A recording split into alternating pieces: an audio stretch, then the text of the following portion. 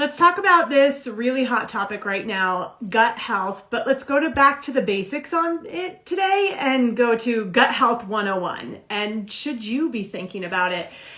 Because I don't know about you, when I first started to hear this topic come up in social media, in the media, through friends talk everywhere, I was like, yeah, but does that actually apply to me? So let's find out if it applies to you. First off, 70% of Americans, I found out, are living with and dealing with undiagnosed food sensitivities. And food sensitivities and poor gut health, they could be related, and they can lead to feelings like gas. We're going to get a little bit, I'll warn you, TMI here, impersonal, so I hope you're cool with that.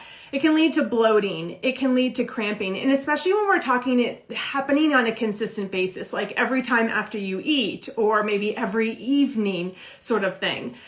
Trouble losing weight, or even sometimes like trouble gaining weight or muscle, but seeing the changes with the work that you're doing with your workouts and with eating healthy and not seeing any changes at all. Skin irritations like eczema and psoriasis, those could possibly be stemming from poor gut health and food sensitivities. Mood swings. This is such a big one. I don't know about you, but how much have we been just chalking up to feeling like our mood is up and down? We're feeling overwhelmed. We're feeling anxiety due to, well, it's just, look at the state of our world. No wonder I'm feeling this way. Or just life is just always piling up. So like, yeah, I got stress going on, but it could be that we have just kind of learned to deal with these things when it comes to our emotions, when it comes to our mental state, when it comes to feeling anxious and overwhelmed, could actually be stemming from poor gut health. It could be stemming from food sensitivities, foods that you're eating that your body is just like, this is not working for me or not working for me any longer.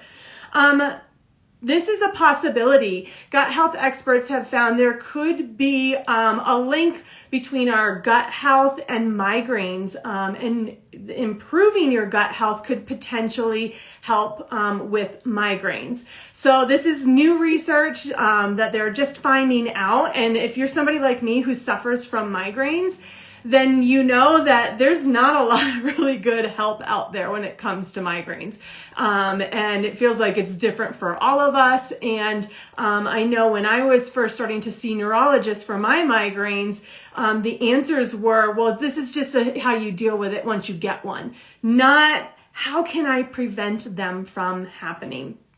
So, also extreme food cravings can stem from food sensitivities and poor gut health. So especially if you're dealing with really strong cravings of sugar, that can be a sign.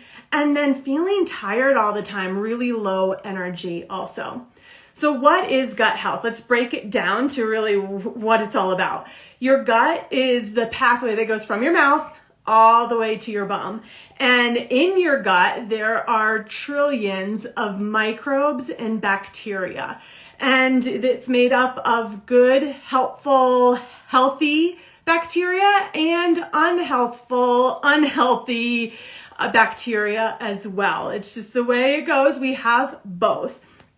But when we are talking about our gut health, it has been found that improving our gut health can have an impact to our overall health, our overall physical well-being, and our emotional and mental well-being. We're going to talk a little bit more about that too.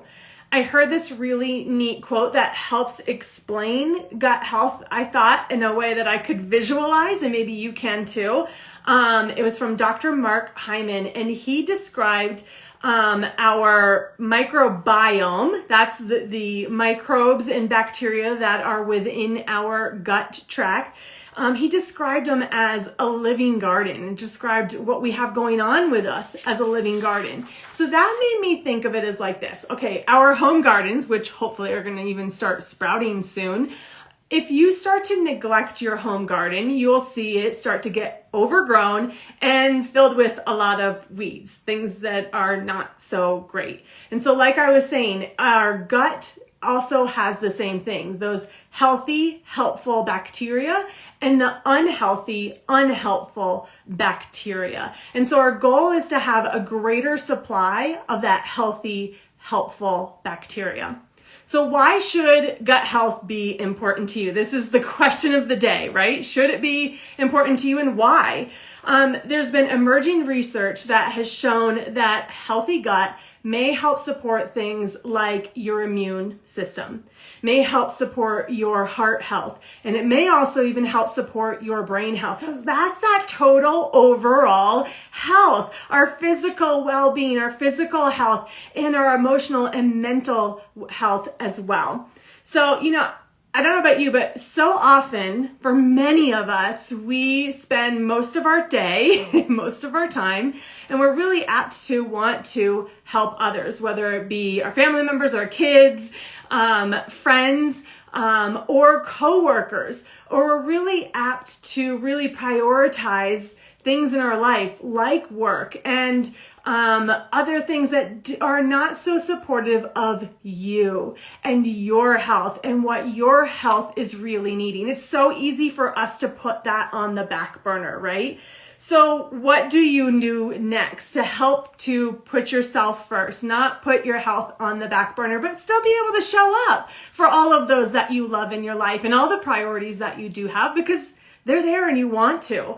So first off, what you can do, and you can start this today, is consistent exercise has shown to support healthy gut microbiome.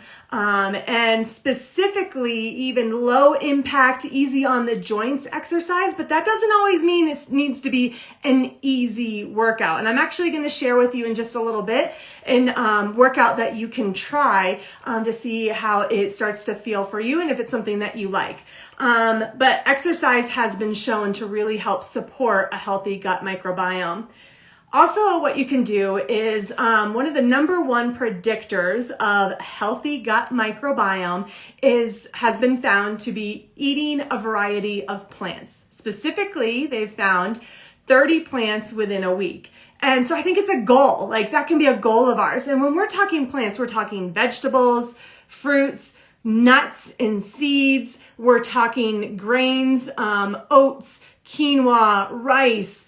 We're also talking things like cinnamon and nutmeg and herbs, basil, thyme. All those are plants. So you start to think a little bit outside the box of like, wait, plants are not just fruits and vegetables.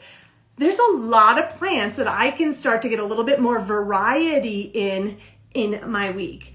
And another one is to reduce stress. And I know you're probably like, well, yeah, that's not an option for me because I've got this going on, that going on, life is just crazy, and the state of our world and everything. I can't. Well, one way we could start to reduce stress is to ensure we get a full night's sleep. So for most of us, we need between 7.5 and 8 hours of sleep. And I know, again, you're probably like, there's just no way. By the time I get the kids to bed, and then when I need to get up in the morning so I can get everybody going and get us out the door for work, there's no way I can fit in that 7.5 to 8 hours on a consistent basis. So here's what I suggest you do is take a look at your alarm clock, sit down, and I want you to really think about, okay, in the morning, when I get up, what are my priorities to get done?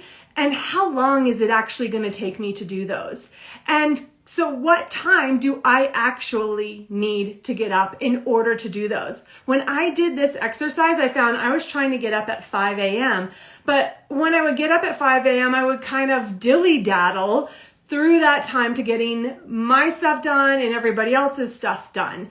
But really, in order to prioritize sleep, to reduce stress, finding, okay, I can actually get an extra hour of sleep and be really focused in on my priorities of what I really actually need to be doing first thing in the morning. And the same thing goes at night when you're going to bed and you're determining, okay, what is the time I need to go to bed? Okay, what are the things I absolutely have to get done at night? What are the things I can let go of so I can start to prioritize sleep to reduce my stress?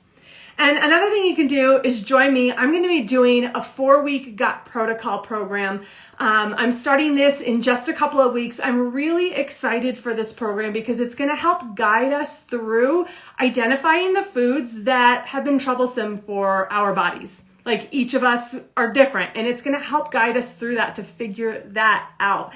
And also take us through a process of reintroducing food so that this can be something we live with everyday real life. So we can actually have do supportive things both for our lifestyle with reducing stress and getting consistent exercise, but also with eating the foods that are just right for our own bodies, going forward in a way that feels good with our real life, with eating with our families, with going out to eat, with holidays and special events.